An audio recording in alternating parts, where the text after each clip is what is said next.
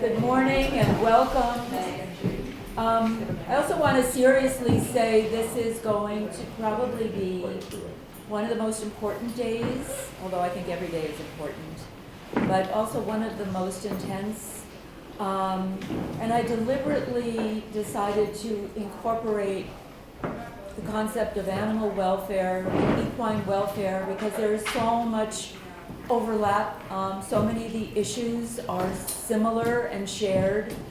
And so I'm not going to talk a lot. That's just pretty much what today is going to be about. Also this afternoon is what is this relationship that women have with horses? It's incredible, and it's very hard to understand, but it's there. It's so interesting because over the years when I've been working with different organizations and different individuals, and they asked me to do an analysis of, the audience and the demographics, and it's always at least 75% or more women. I'm like, but how does that happen and why does that happen? So in conjunction with that, we have the Horses and Humans Research Foundation, and that's another huge issue. We know that there are so many studies and surveys and programs changing people's lives because of horses. But where is all that research put together where we can access it and use it and learn from it? Pebble is here with Horses and Humans, and you'll see their film today. It's a short, beautiful, intelligent film. So before we start, any questions? No? Okay. Also, lunch is hosted today. If you had an old program, you wouldn't know it, but lunch is hosted by Healing Through Horses, Judy Schneider, who is here, has information in the back. It's a fantastic organization out of New Mexico. But I want to introduce, just an incredible organization. Some of you heard a little bit about it last night, the Native American Humane Society. Dr. Michael Yellowbird, and you're not a doctor, you're a JD, right? Or are you a doctor too? No, I'm just Brandy Tomhave. So come on up and talk all about the organization, please. Thank you. Well, good morning. We have about 5 people coming in, just an FYI. Okay. How are y'all doing this morning? Good. Great. Thank you for joining us. It's an honor to be with you today.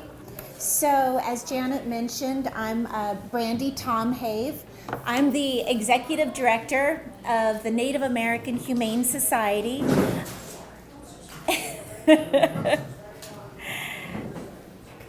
And this is my first time to Missoula. For those of you who are locals, I just want to tell you have an absolutely beautiful hometown. And something that I am so touched by is the Arts Missoula Land Acknowledgement. We'd like to start today with this. So here we go. We're going to go on a journey together today. The Missoula and Bitterroot Valleys are the original homelands of the Salish and Pindaril Kalispel people who inhabited this land since time immemorial. This area was also frequented by other tribes, including the Kootenai, Blackfeet, Shoshone, Crow, and Kiowa. We honor the original stewards of this land and their descendants, many of whom continue to live, work, teach, create, and learn in this community. We are committed to showing gratitude for the land and its indigenous peoples by respecting and remembering this in our thoughts and actions. And I would like to thank Janet Rose for manifesting that by including us in this extraordinary festival today. And now it's my privilege and my honor to introduce the president of the Native American Humane Society, Dr. Michael Yellowbird. Thank you. Thank you. So it's really a pleasure for me to be here, and thank you for that beautiful land acknowledgement. Generally how I start things off is just to kind of get people grounded. So what I'd like you to do if you want to participate is actually just find some yourself and square up into your chair just like you're getting on your horse. Get those legs nice and spread out, and your hands in your laps. Just relaxed position. And relax those shoulders. Relax the back, relax your bottoms. Feel your bottom sitting on your chair. And when you're ready, if you feel comfortable, go ahead and close your eyes. And just begin to get in contact with your breath and your breathing. Just to feel that breath of life entering those nostrils. And just see where you're feeling your breath most at. Maybe you feel it deep in your belly as you breathe in, as you breathe out. Maybe you're feeling it in your ribs and your chest. As you breathe in and your chest expands, and you breathe out, your chest contracts.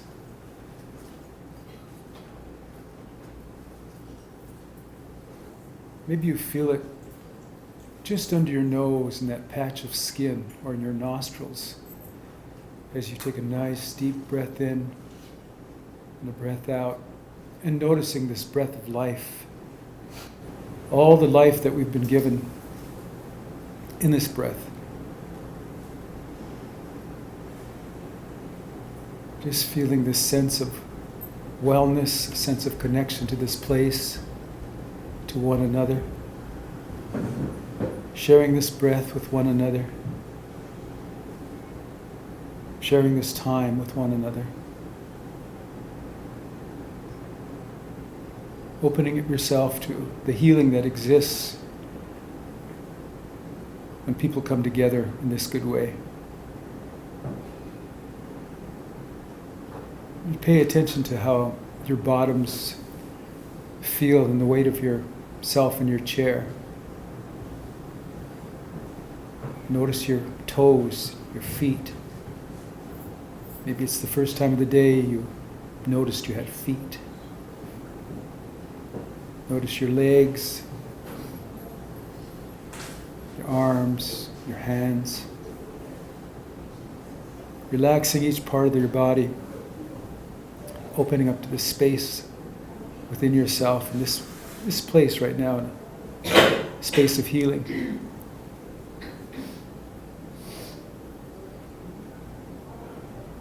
Opening up to all the elements on the earth, to the east, to the sun, to all the plant nations that give life to the earth, the trees, to the west, to the south, opening up to all the life in the south, all the water beings, all those that crawl upon the earth. And to the east, opening up to all the weather, the elements, all those that fly, all of our relatives. To the north, we open up to the dreams and the caretakers, prophecies of the people, and all the goodness that guides us in this place for the short time that we're here on this earth.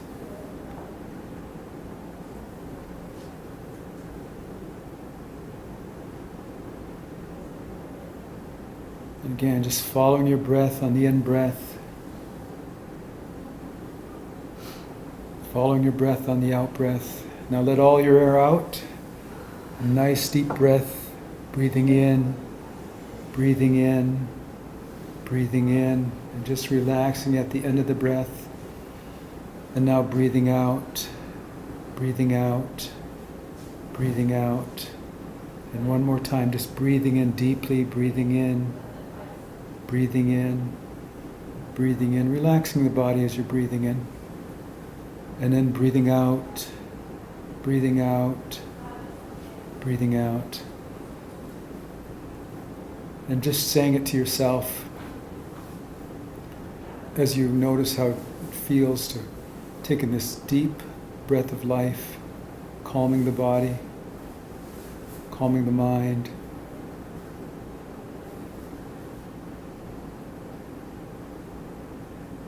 And now let all the air out and take a nice deep cleansing breath in. Cleansing breath out.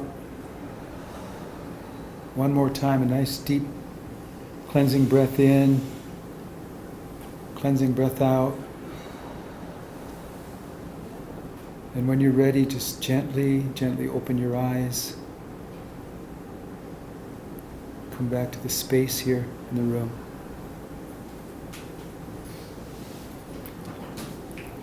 And when you're ready, turn to the person next to you and tell them how you feel now.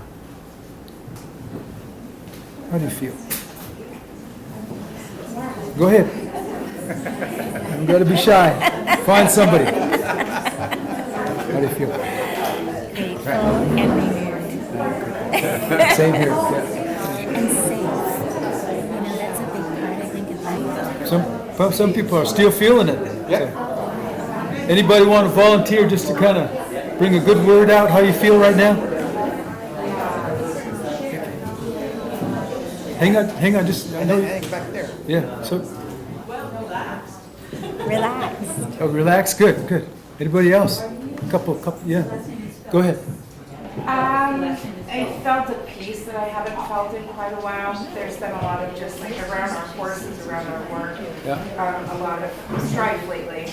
And so to be in a room with a lot of like intentional, looking for that like communal settling brought a peace to me and a security around the situation that I haven't felt in a while. Good. Wonderful. Yeah. Anybody else? One more brave soul. You talk. I talk a lot.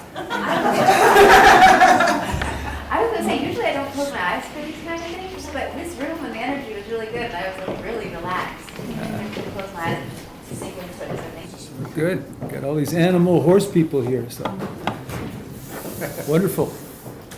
Okay. Thank you. We're all done. Okay. Well, again, thank you so much for joining us this morning. Can everybody hear me okay? Yes. All right, great. So we are here gathered together this morning to explore the evolutionary bond, the shared journey of humans and animals through genetics, culture, and neurology. So I'd like to share with you something that Dr. Yellowbird has written. He says, humans and animals are woven together in the intricate tapestry of life, bound by threads of shared genes, culture, social relationships, and the symphony of neurobiology. This bond stretches back through the corridors of time, echoing with the whispers of our common ancestry and mirroring brain structures and social connections that resonate in harmony. The essence of connection shines brightly in social bonds, where neurochemicals like oxytocin, dopamine, serotonin, and neuropeptide Y act as invisible glue, forging ties between species. For instance, just as dogs possess genes that spark their friendly nature, so too do humans, and animals share the same neurobiology of trauma. So too do humans carry similar markers within our own genetic code. Conversely, humans and animals share the same neurobiology of trauma that causes fear circuitry in the brain that is both self-protective and damaging. So, we are here together to explore all of that. And I have some questions, Dr. Yellowbird.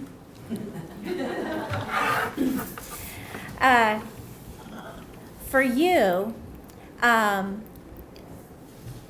tribal member, I'm wondering what that has meant for you personally, especially as it relates to horses, that shared human-animal bond. What did that look like growing up on the Fort Berthold Reservation in North Dakota? Yeah. So, I mean, one of the things that maybe just to start with, I'm not sure how much you know about me. Maybe I'll just start with that. I'm actually a member of the 3 affiliated tribes in North Dakota, Mandan, Hidatsa, Rikara. That's kind of my home territory. I've been in Canada for the last 6 years as a dean in the Faculty of Social Work. And now I'm just coming off my sabbatical, returning to the faculty. I come from a big family of 15. 11 boys and 4 girls. I seen some eyes get big there. My mom was probably about 5'2", and she was a very, very tough lady, raising all of us. In most of my work these days, I really spend a lot of time looking at traditional practices of Indigenous people, the contemplative practices in particular, whether it's song, ceremony, whether it's prayer, whether it's just contemplation on the side of a mountain or a river, or while you're riding your horse, or while you're walking your dog, or whatever it is, to really get a interesting, I think, perspective of what's happening in the body and the brain of people when they're engaged in something very sacred, like an interaction with a mountain or a river or with a dog or a horse or whatever it is. And it's really fascinating when you begin to take a look at that. And that's kind of what I've been doing a lot of studying in that. A lot of studying about what dance does to your genes and what it does to your chromosomes, what it does to your brain. A lot of study in how fasting and how going without and how that affects your human microbiome. So I've written about this topic for a bit now because I wanted to really help society to understand why our ancestors did what they did, all these tribes. It's pretty clear that they had manufactured a very intelligent and actually a very genius level kind of way of interacting with the world. When you begin to look at brains now that have these contemplative spaces in them. I've been teaching mindfulness meditation for over 50 years, and most of my work now is with contemplative science. I'm a social worker by training. I've got a health background and so on. But I'll just end there and then get back to the question about way back when, growing up as a kid on my reservation. So, and that was some time ago. There's a time when we had bookmobiles come into the community. If anybody even knows what bookmobiles are. So some people going, yeah, we know what those are. Bookmobile, because we didn't have a library, so the bookmobiles used to come into the community. It was, that's where we got some of our teaching and learning, but it was also a time when there was a transition happening on my reservation where people were transitioning from a more traditional life into kind of more a contemporary settler life. People were kind of leaving behind ceremony. They were leaving behind a lot of stories, a lot of narratives and connections with the land and the animals like we had once had. We still have some of those remnants in our community, though. When you talk about animals and our connection growing up, we had all these people in the community, still do, with last names that are still connected to animals. Like my last name, Yellowbird, is Nixkata. Nixkata. Nixkata means, this bird that's bright, that's shining. It says Yellowbird, but it's this bird that's bright, shining. And it comes down from a line of, on my father's side, where Yellowbird Nixkata, the original one, he was a helper doing these, what they call ceremonies. He would bring out the sage to spread the sage for purification before ceremonies began. It doesn't seem like much. It seems like he's just doing the kind of prep and cleanup work. But it was the preparation of a very important ceremony that had to be done in a way that created this synergy, so things could be done in the right way. So everything was really a ceremony, right? In that sense. So as a kid, we were still seeing these kinds of things, but they were becoming more and more, or less and less, I should say, visible in the community. We had gone through a period when I was a kid in school where I was some of the last generations that used to get physically beaten in the schools by our teachers. They used to give us a pretty good licking when we couldn't read or we couldn't do math or whatever it was. We got pretty good beatings because of that. And of course, it was a time too when our culture our language, our identity. We were told it really wasn't, there was no kind of contribution that didn't have anything that, was going to add to, civilization or anything. There was no merit in any of it. So we kind of began to, shift and change at that point. And generationally, even before that, I was lucky. I went to a boarding school, but I went to a BIA day school where it was pretty tough. So I was just talking, I graduated from a Catholic high school. But those days were kind of shifting back then, that when I graduated from Catholic high school in 1972. The nuns were actually sort of into civil rights. At that time, they were actually into anti-Vietnam kind of stuff, right? So they were kind of growing at that point. The Catholic Church, people we knew was kind of growing in that sense. So that was a big part of our life. We also spent a large part of our life just being outside. We didn't have, of course, cell phones. We didn't have even TVs, and it was rare to have telephones in the community. You had to run over to the police station to make phone calls.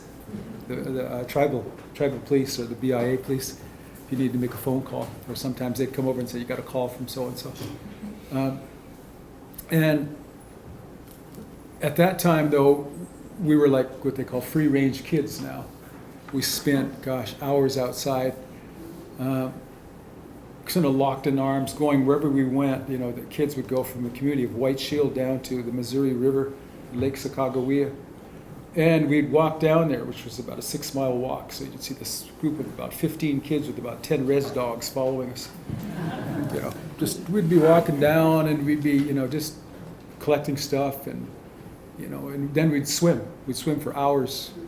In fact, at that time, you could swim out into the middle of the Missouri River, and you could drink the water out there. You could drink it out there. We didn't get sick, I wouldn't drink it today, but way back when we could drink it. Just get past all the cow poop, and get out there. We've had a different microbiome for sure. Resilient guts. So we were out there, and we'd sit there, and we'd sit there and we'd imagine what it was like for our ancestors along the river. So we'd collect fossils, we'd collect rocks, we'd always be looking for arrowheads and say, this is the one that killed Custer, But, we were just kids, right? But on the way back, we knew some words, so as we walked along, we'd go through all these valleys, and we'd pick naganos and nanis, which were June berries, and choke cherries, and we'd eat those. We'd get home, our teeth would be all brown, right? And we'd drink from the springs there, but there were certain places we couldn't go, because there were places that were off limits that the spirits were sort of overseeing. There were sacred places. There were burial grounds we avoided and so on. But in my community, when it came to the animals, then it's like the most fundamental thing I remember was the namings of the people. Like I said, my last name is Yellowbird. The community, we had people that were named Spotted Dog or Old Dog. And some of my friends were Dog Skin. Then a lot of horse names: Black Horse, White Horse, Yellow Horse. My dad's name was Schizodana, which means wolf trail, which meant the Milky Way. That was my dad's name, where the wolf came from the Milky Way to come down to help the people on the earth because they were pitiful. They couldn't take care of the earth till the wolf came and helped them build. And then we had people like Howling Wolf, not the blues guy Howling Wolf, but we had people with the name Howling Wolf, Drags Wolf. And with the, I was telling a story one time when we were learning the story when we were kids. They said the Sweat Lodge, they had a dog skin hanging up in front of a sweat lodge.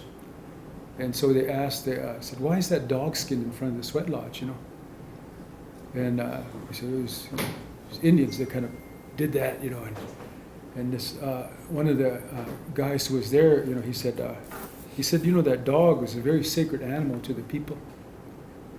So that when this man's dog died, he took the skin of the dog, buried the rest of the dog, took that skin and he hung it by the sweat lodge because the dog was always the messenger. The spirit still exists in the skin of the dog, and the dog would, call in good things, spirits, good energy, and its bark, which was a spiritual bark, would keep away the bad stuff, right? So that was the belief of the people. Now, whether you buy that or not, it doesn't matter. because now that I understand a lot more about neuroscience and understand the belief system, I know it happens, for people who have a particular gene called the COMT gene, COMT gene. If you've got a couple of TT variants of a COMT gene, TT variants, that means you're a high responder to the placebo effect. If you do has anyone done their DNA analysis here? It's okay. See, did you look at your COMT gene? I'm gonna go back because I did the whole thing. Yeah, so so I'm you- like, Yeah, so and most of us have that because different societies, this gene is a gene that's called the warrior gene, like the warrior, or it's the worrier gene. So you've got variants that exist out here. So I was looking at that thinking like, okay, so when these people are performing medicine, way back when we were kids, reservation, they were talking about it, and sometimes we would just kind of sit back and listen. Those who had this warrior gene, right, were the people then that were the ones that were not afraid. They were not afraid. They were the warriors. And the other people who were the worriers were the people who were the storytellers, because that's where a warrior gene kind of relates to people who have vulnerabilities and high sensitivities. But people in high sensitivities in a culture also become people that are artists, storytellers. They're the people that are, the creators, and they're very good at sort of creating this whole, understanding of the world in a very different way. So you've got these different kinds of things in society. So when we used to think about that, when some of our grandfathers talked about that, they would relate that also to different animals. Even my dad used to talk about that, about horses. At the time I grew up, I wasn't, I was born in 1954. But at the time, before that, my father and my father's father and his father, my great-grandfather, had the most horses there were on our reservation. He had all kinds of horses. And so that's one of the things that, we learned. We came from this horse culture. We weren't really a horse culture, but we kind of became a horse culture later. We were more of a horticultural culture. And these are things that, that we saw as kids. And when we were on horses, this is one of the things that was always interesting to me. Some of you may know this, that some of the wild horses that were on the reservation, we had what they called open range. No such thing as fences on our reservation until the Bureau of Indian Affairs came and started putting up fences. But all the people's horses used to kind of move back and forth, and their cattle moved back and forth.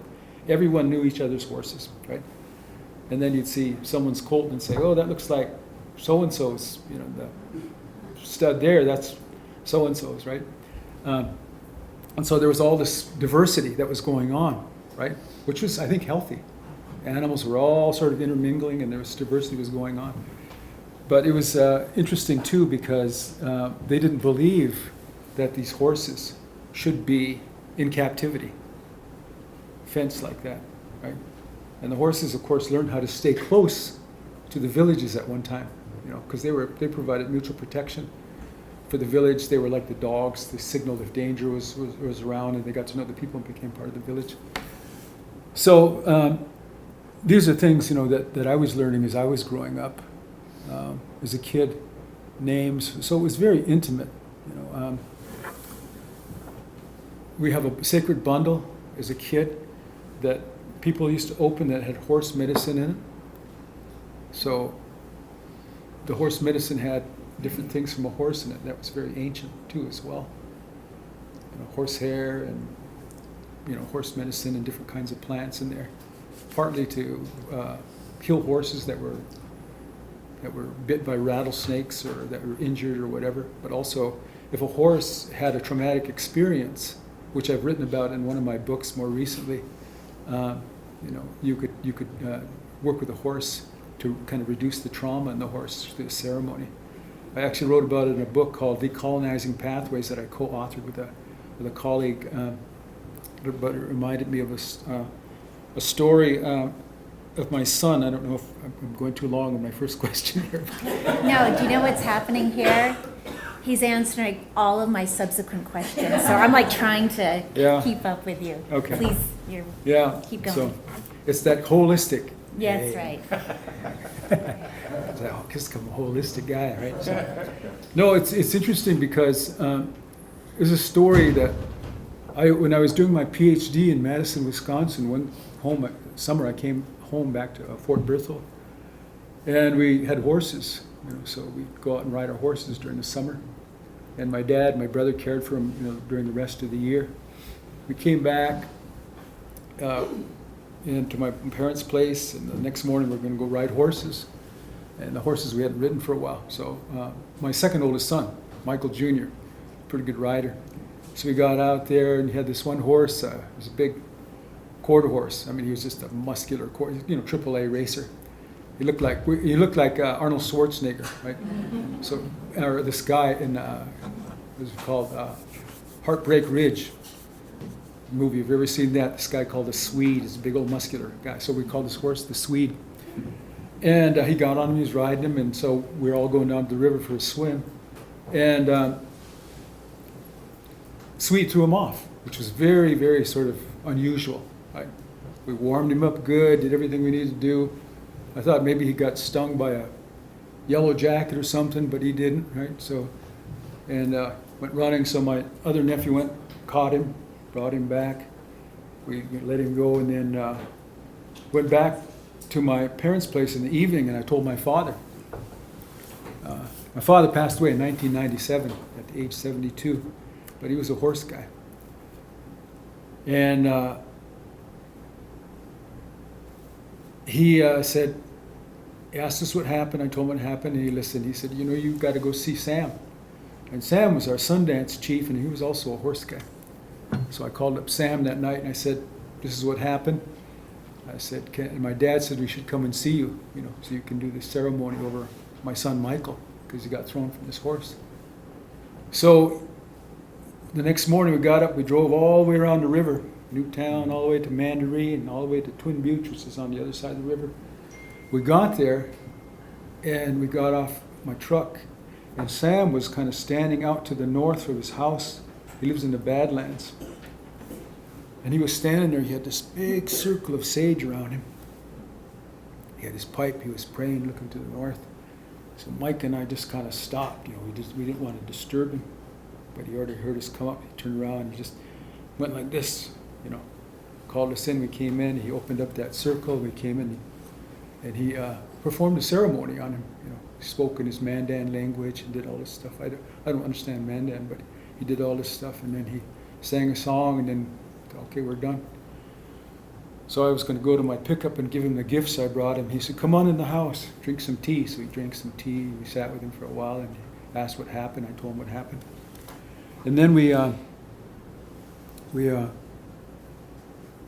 he said, where did this happen? So I told him it was at my aunt's place where the horses were. So he said, let's go see. He said, I already did that ceremony with Mike. So we drove all the way down there. I was surprised. We got all the way down there. And he got off, he said, which horse is it? So I showed him, he got that horse, he brought it in, he did a ceremony on that horse. I didn't know what he was doing. He said, that horse got trauma too, just like Mike does, he said. So he's got to be doctored. So he doctored it. And then he said, where'd this happen? He said, well, just down the road here, this dirt road, we went down there. So we got down in the dirt road, and then he pulled out all his stuff, and he started praying. And I was like, what are you doing? He said, this place, he said, where he got thrown, he said, also experienced trauma. I said, I never heard that before. He said, this place has trauma in it now.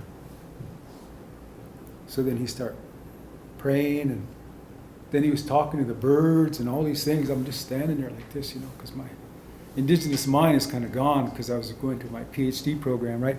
I became a skeptic, right? And I wasn't very good Indian at that time, But I just watched and listened, very respectfully. And then he finished up, and then he told me, he said, these are things that we used to know that we did. He said, whenever there was a battle, we'd go after the battle. He said, people don't know that. We'd cleanse that place for everybody. Not just us, but for our enemies too. I was like, things I just never heard, he was telling us. So we got in my pickup and drove him home. We were driving like that, going west, kind of towards Mandarin in Newtown, and that sun was setting. Then he started talking about that. He said, you know, these are things that are disappearing. He said, but they've been around a long time because of our relationship. We know that everything is related in that way. So that's kind of the last things I remembered. I got him home, and that was it. But I think that's, you know, one of the things too, that not only, you know, when I was a kid, that when my children were kids, they were getting exposed to the relationship between spirituality, human beings, indigenous culture, and our relatives, you know, horses, dogs, all the animals that were around us. So, you know, of course, we did those things like all kids did back then. We'd ride horses all the time without a saddle, and we ended up with raw legs and raw butts because of the horse sweat and stuff, you know. But we just, you know, spent a lot of time around animals, and a lot of time with dogs and horses and so on. Well, long response, huh? well, yeah, we're to my last question now. I want to say that, you know, stories are medicine, and you know, thank you for sharing yours with us today. And I really am just going to go to the last question, because I'd like for there to be time for you all to ask your questions and for us to have a conversation together, because it's not fair for me to be the only one to get to ask Dr. Yellowbird the questions this morning. So having discussed trauma and having touched upon how people and animals can overcome trauma, discussing resiliency. Can you share your thoughts about our future journey together through the hard times and the good? Yeah. Well, I think the future is really moving quickly towards, moving away from human intelligence into artificial intelligence. I think we're in a new world. We're in this brave new world right now. And that's some of the work that I do on my own reservation. Even though I live in Canada, I've got a project there where I'm using with Indigenous kids from our community how to understand the use of artificial intelligence, machine learning, combined with traditional stories and spirituality. How can you develop, you know, merging between that to develop this hybrid model that says you can use the best or the most sophisticated or whatever it is, learn it from both, you know, worlds to understand where we're going for the future. It used to be that, you know, we used people that, you know, were prophets or ceremony or prayer, whatever it was or God, whatever it is, to try to divine the future. The future is now being divined for us by artificial intelligence. It's not going to go away. It's going to be a very, very powerful part of our world and our society as human beings. So I think that what Indigenous people have always done is adapted. And what we do as humans is we adapt to these changes that are coming. And if we adapt to them, you know, with a mind that's compassionate, with a heart that is loving and caring and open to, you know, the success, you know, of all species, including, you know, plants, animals, you know, all beings, I think, you know, it'll manifest into a different kind of world. But we're in the space now where my reading is looking at what these models look like. I was trained as a quantitative researcher, and now I've been kind of trained more at, you know, understanding a bit about machine learning and neuroscience and how these things are all coming together. So we're in this quantum space right now. We're moving very quickly. So I think that the things that Indigenous people know, not just here but around the world, and our ancestors knew it around the world at some point, is all going to come to pass again, and people are going to borrow from that knowledge and that wisdom in the past to help support, you know, the journey that we're on towards the future. it's a scary thing for some people. They call it an existential threat. That because machine learning and artificial intelligence is around, that humans are going to be gone. You know, there's even predictions like in the next decade that there are going to be like 10 million jobs that are lost, maybe more. That in the next decade, you know, like Arnold Schwarzenegger movies, like The Terminator, there's going to be singularity, which is where the machine's capacity bypasses all the intelligence and the capacity of human beings. You know, we're moving towards that very quickly. So it's up to us to kind of do it in an ethical and responsible way. I mean, it's, you know, again, it's, you know, it's the idea now that artificial intelligence can now begin to read and analyze the language of different animals right now. There's, I think it was cats or dogs now that, they're doing all these iterations and you know, barking and meowing, all these kinds of things. They're actually going to, you know, solve that language patterns of these animals so that they really know what they're saying, and after a while, artificial intelligence will dig very deeply into that so that we know more about this kind of communication than we've ever known before. Some of you may know about Coco, gorilla, and the sign language. So that was kind of a beginning part of it, was that animals have always tried to communicate with us. With indigenous people, you know, the contemplatives way back in the day, there's a place called the temporal parietal junction in the brain. It's a circuit that links the brain that gets all the way from the anterior cingulate cortex down to the IFG1 part of the brain to what they call the parietal lobe. Parietal lobe is about sensitivity and connecting, and of course the anterior cingulate cortex is about love and compassion. So this circuit is really also about emotional intelligence. When you do what we did earlier, when you sit and you get quiet and you calm that mind down and you change the firing order of those neurons in your brain and you train your brain to be focused, then this begins to happen to the brain so that this circuit activates. It's TPJ, temporal parietal junction. So if you Google it, look it up. We have that capacity to raise our level of emotional intelligence. And by that, what I mean is that way back when, I believe that most of these indigenous cultures, all cultures really, at one point had this capacity to really understand the emotional state of animals because this part of the brain was activated. This brain helps us understand the emotional intelligence of what's happening. Imagine that, when we were at one point, all cultures had this emotional intelligence. Most recently, indigenous people have had this. So that not only could they read the emotional, you know, space that a dog was in, a cat was in, a horse was in, but some of them will tell you when you look at their songs, I've looked at the literature, all from East Coast to West Coast, North and South on Turtle Island, they talk about reading the emotions of a river, reading the emotions of the plants when a plant is distressed, reading the emotions of a forest, reading the emotions of, you know, all these different kinds of things.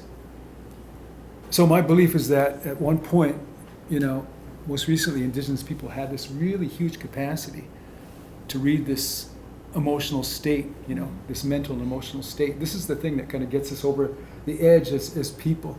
When we calm down, we quiet down, we turn inward, and we're contemplative, we grow this part of our brain, we activate it. And even when we're not meditating, after a period of time, this part of the brain stays activated. So some of you are probably very good at that right now, reading the emotional state of your horse or your family members or whatever it is.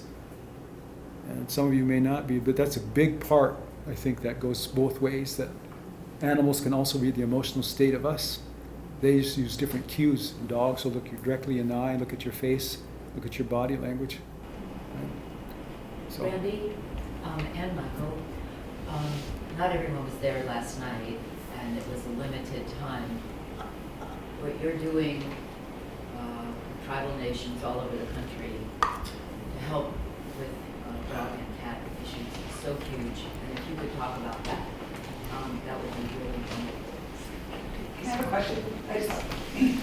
I'm curious about, you were talking about the neurobiology of the brain, and I don't know if this research has happened yet, but I'm very curious about if you've looked into the way trauma rewires the brain and how that mirrors, or if it mirrors, that what you're speaking of? Because what I see is that it looks like it mirrors what the animal circuitry of us, like the animal brain circuitry more. But you don't have to talk a lot about that. I'm just. Yeah, just very quickly, it's not one size fits all. Trauma does not sort of rewire us all the same. Some people have a lot of different protective factors, and part of it are genetic factors too. Some of the people that have the warrior sort of persona with the comp gene with the two TT variants are people that are not easily, they don't end up with complex trauma. Other people are more vulnerable. If you've got a gene called ADRA2B, ADRA number 2 lowercase b, makes you more sensitive to the point that if you have this gene, and imagine a horse would have this gene too as well with the same variants, is that horse or that person would have a very much deeper level of trauma to the point where they call it enhanced vividness of that trauma, EEV, enhanced emotional vividness, so that every time that horse sees that person or that saddle, that rope, it goes, and it could be because of that trauma. Now, not one size fits all. Some horses are going to be okay after that, just like people are going to be okay after trauma. People talk about trafficking of women. I've worked with a group in the U.S. I was on the board of directors of a big group and talked with people like that. Women have a very different response there too.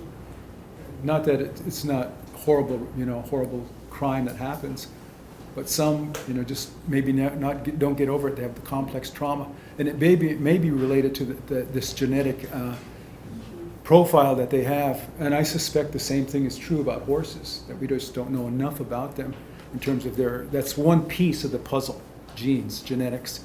But in some ways, 2 variants can say that you're 20 times more likely to have this traumatic experience that's not going to go away, and you're going to re-experience that trauma over and over again. Sight, sound, taste, touch, smell, just like to a horse, just like a human. Once it gets all those things going, it's going to re-experience that trauma. Even without seeing it, it may imagine that just like a person does, and it stays with it. All you need is one trigger, and that's how memory works, because you get the 5 experiences, it consolidates, it goes into this space where it is, and all you need is one thing to kind of retrieve it and bring it back out. That's just how memory works. So. More questions? I don't want to cut them off on the small animal part, the dogs and cats. No. But I have two quick questions. Yeah, please. There's going to be Yes. plenty of time to wrap up, and we Okay. have time now. Well, I have 2 questions. One, you mentioned the genetic connection of storyteller versus warrior, so to speak. Can a storyteller become a warrior? Can a warrior become a storyteller? Is it all preordained? That's the first question. Yeah, well, the first. Wait, and the second one, which might have a comedic slant, basically what I'm seeing with your answers. What if one of us owns a stallion and the other owns mares, and there's no barriers, and all of a sudden one day all my mares are pregnant? I mean, what do we do? Child support. Cold support, yeah. Brandy, I feel like this is such what the organization is doing is so important. Okay. And we have 10 minutes. Yeah. And so I'd really like Go you there first. Sure. to talk about the organization and how you hope to and how you are impacting animal welfare with the tribes. Sure. Okay. So the Native American Humane Society is the only national organization dedicated to supporting tribes and their communities and developing their own animal services. We are a new organization. We were founded 10 years ago by a visionary woman who was the first to identify and make it I think a policy issue that tribes need their own humane society. And it took her 10 years to get that conversation out into the world and to get a little bit of seed funding. And that's a big burden to carry on just, one person's shoulders. And by the time she finally got a little bit of traction, she was exhausted, retired, and passed the torch to me. last summer. So I have, yeah, I'm just getting going. So I've been the executive director since last summer, August 15th. And in this first year, we have been learning a lot. We've been listening a lot. We have been working in tribal communities. And what I would like to do is to just step back from this organization and explain to you why it's needed. Because genocide didn't just happen to the two-leggeds. It happened to the four-leggeds. It happened to all of our relations. And the consequence of that is still being experienced. And tribal governments typically don't have the resources to address animal welfare within their own communities because the resources are so limited. Those that are provided by the federal government to manifest the federal government's trust responsibility for tribes tend to focus on public health, public safety, public education, public housing, and justice, such as it is.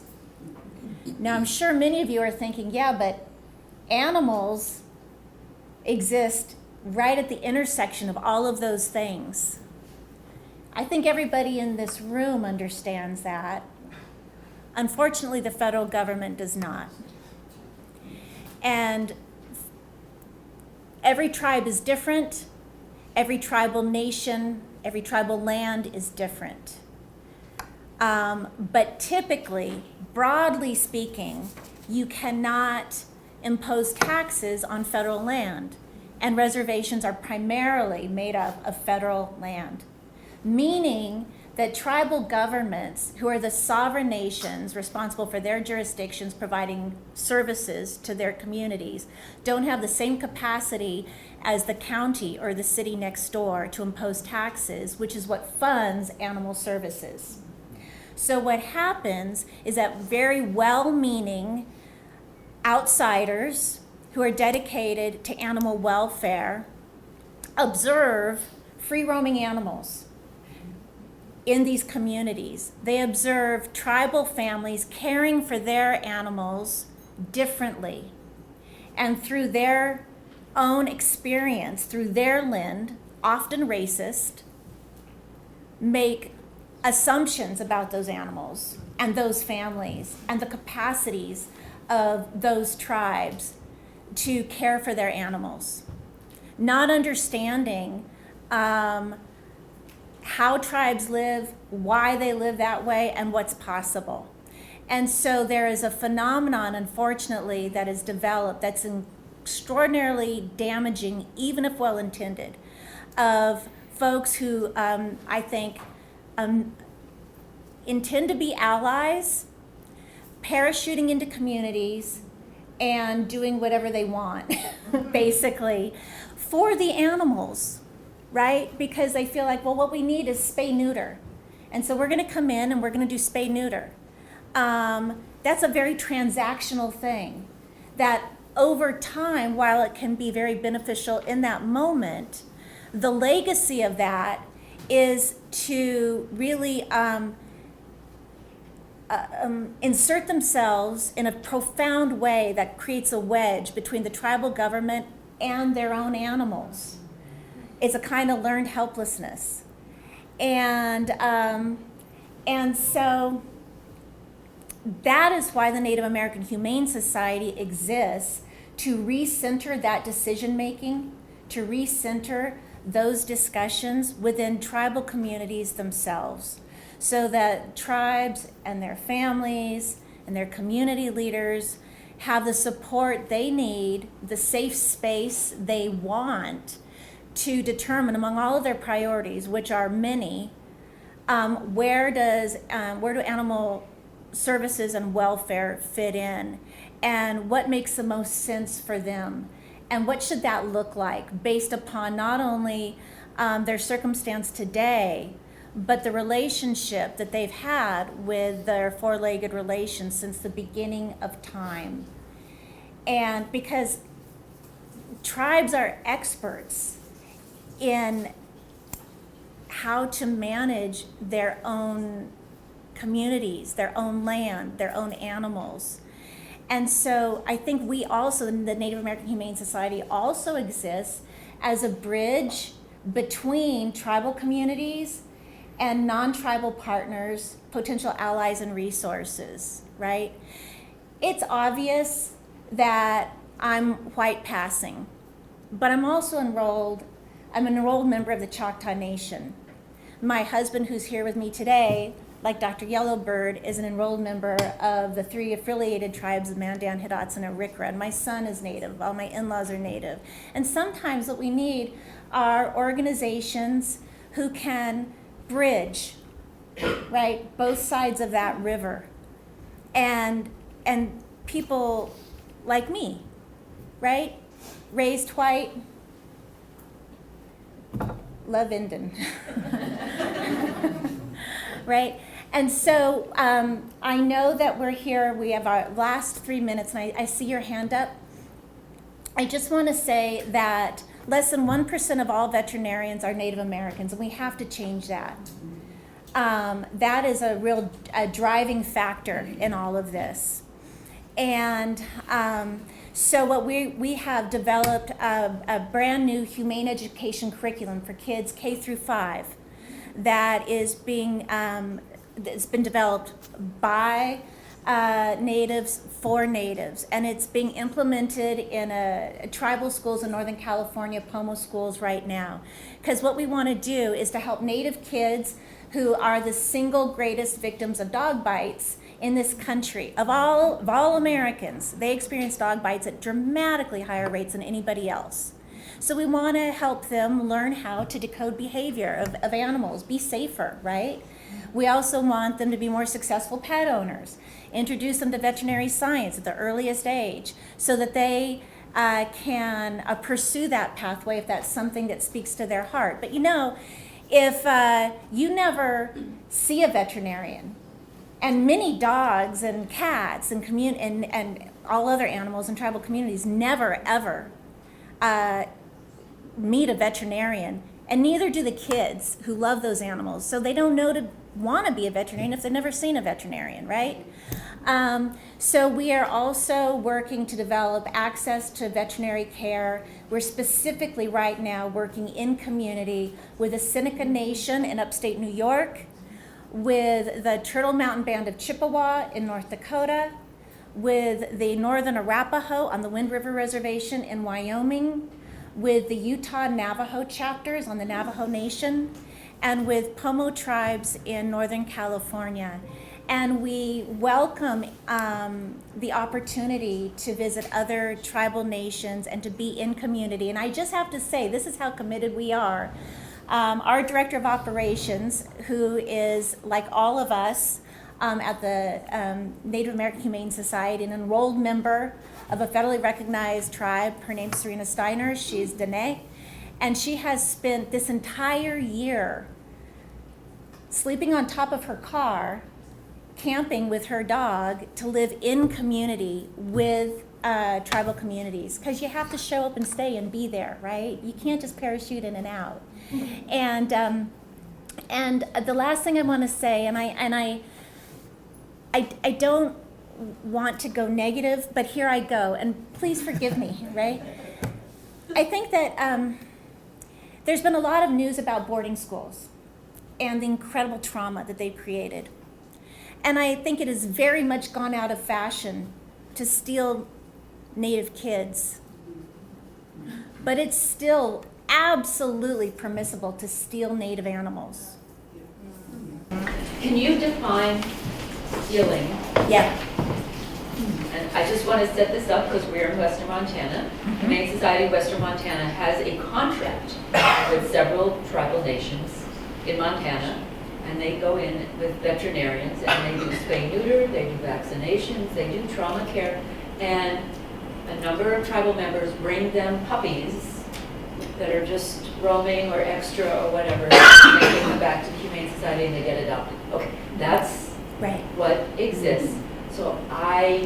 ultimately, I think everybody wants to know, how do you define, it's by contract.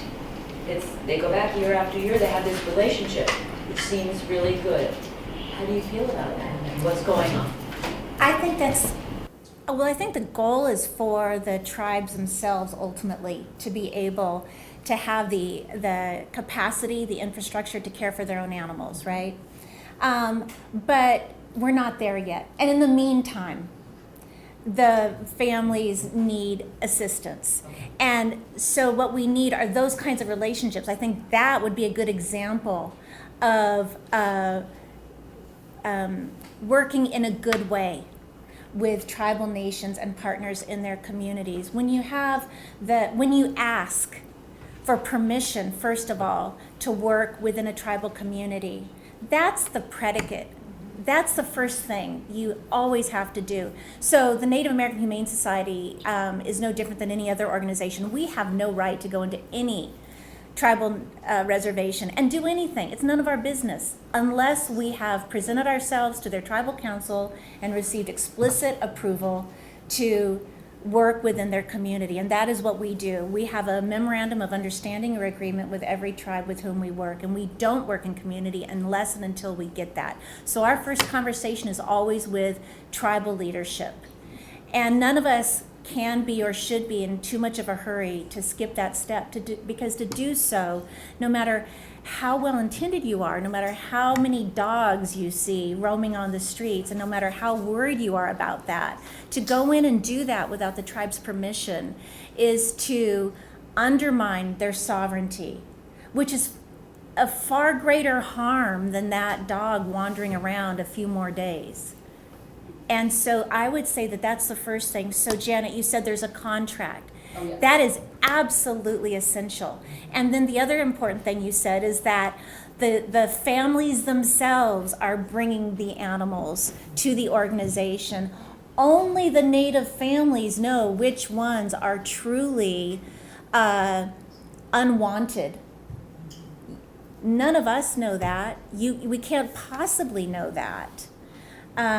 So I think that is a really great example of doing it right, and the fact that the communities keep coming back year in and year out. I would say that is a indication that that's a relationship that's working. You asked me, what is stealing?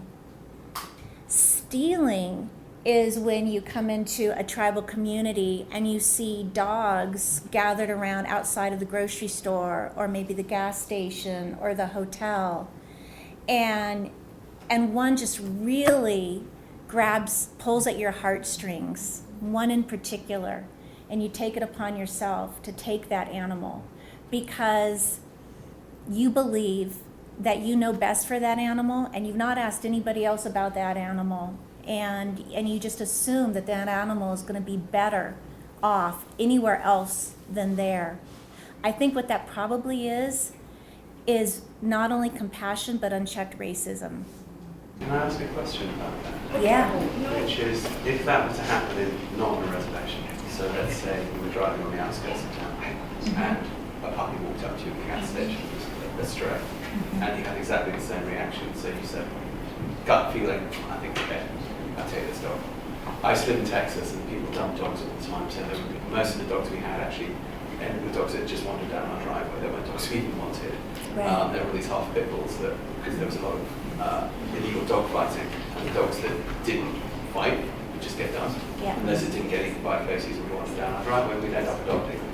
So let's say if I, in my silly way, I'm just driving around, let's say I don't even know I'm on a reservation. Yeah. I've driven through areas where it's actually ambiguous, you don't know necessarily. And there's some areas where it's very obvious and some areas where it's not, right? And that was to happen. How would I necessarily know? And are the rules different if it's at a gas station here on the edge of town, or if it's in that other area? And if it's in that other area and I don't necessarily know, do you see the ambiguities there? How do I navigate those? That's a really great question. And I would say, yeah, the rules are different because the environment is so different. I'm so sorry. Let me turn my phone off. So Here's one of the big differences is that if you pick up a puppy outside Missoula, right, there's organizations, I would imagine, who you are going to notify, right? I would hope you would, that you would, there's probably, I mean, I'm not from here, but I'm assuming there's a Yeah. Missoula. Multiple shelters. that Multiple you can take the shelters. dog to, and they will hold it as a stray and Right. try to find the owner. And there's a notification system. Yeah. There's a pretty sophisticated, multi-layered public notification system that we take for granted. And that's a kind of infrastructure that doesn't exist in most tribal communities.